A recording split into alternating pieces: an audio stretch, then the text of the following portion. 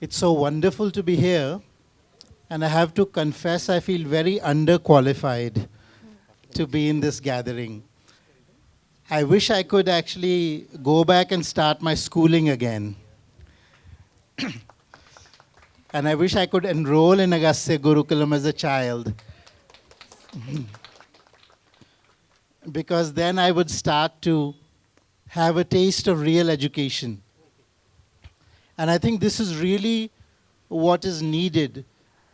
And among my wishes is that I could give this talk in Sanskrit. So I will resolve to do that. So in the 5-year anniversary when I'm here, I'm going to do my Sambhashanam in Sanskritam. So there is so many layers and so many things to talk about. I'll take on a few of the things that Vijaya Bhagini mentioned, which is this notion of what it means to decolonize. What it means to decolonize us, our own mind, and also to decolonize the Indian system, if you will. I would say there are institutional colonization that is present in India, and the biggest instrument for colonization remains the Indian state.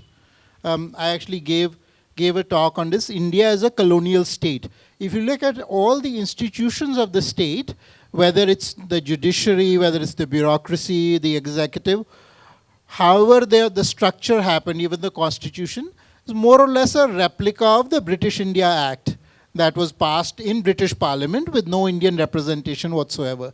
So almost the entire structure that we've inherited after we called ourselves independent, which ironically was called Swatantra, but Swatantra only happens when it's our Tantra. But we don't have our Tantra. We have somebody else's Tantra that is governing us. So all of the systems that are in place are colonial systems, from the relationship that we have, when we go out on the street, the relationship that the police wala has with us is a colonial relationship. The relationship when we stand in front of the judge is a colonial relationship. The relationship that the power bearers have with us is a colonial relationship. And the root of the continuation of the colonial state is in education. So the education system is what is the big recolonization technique that India has. So every time we put our children into the colonial education system, they come out with all those assumptions, all those patterns, all those stereotypes that the colonial system taught us. I also went to quote a convent school. I have all these stereotypes. In fact, when I wrote the book, The English Medium Myth, it actually came from my own realization of my own colonization. Because I went and I visited all these countries. I went to over 50 countries in the world to study language. And I saw that all the countries that actually are considered developed by other countries are using their own language. It is only we in India who are thinking that we have to use English and that's how we are going to go ahead. But if you go to Japan, that's not how they are getting ahead. If you go to Germany, that's not how they are getting ahead.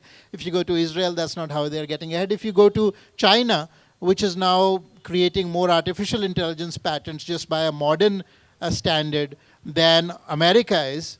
All of them in Chinese medium, they study up to the graduate level in Chinese medium. All their patents are also in Chinese medium. So what I found was that it is our own assumptions that have kept us colonized. But even changing the language medium is not going to be sufficient. What Vijayaji and others have really done is we have to go to the next level, and it has been my dream for many, many years to create an intervention in education, and I feel so honored and privileged and joyous to be here on the stage to see a seed of that dream actually come to fruition, and I think this is going to become a big banyan tree. It's just the starting point. It's going to become a very big banyan tree.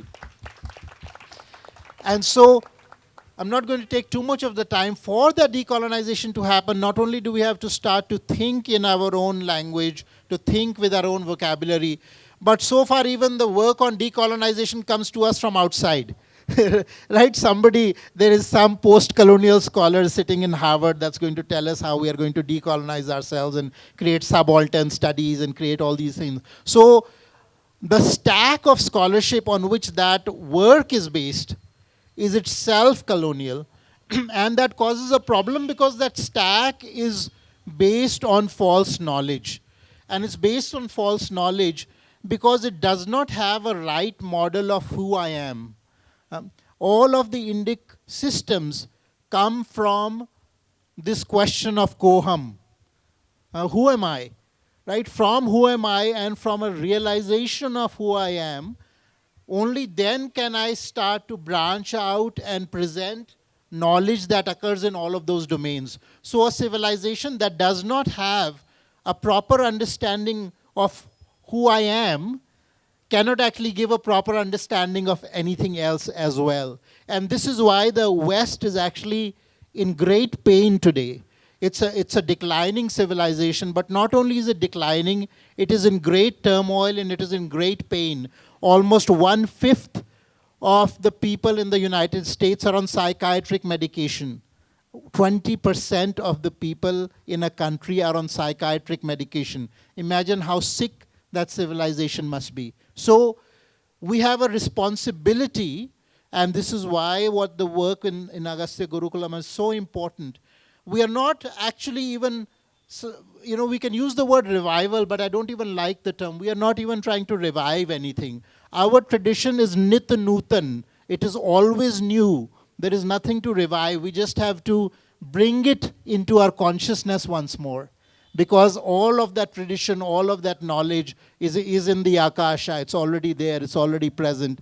It's all we have to do is become the patra so that that energy can descend and we can become a vahana for it. That's it. Thank you so much.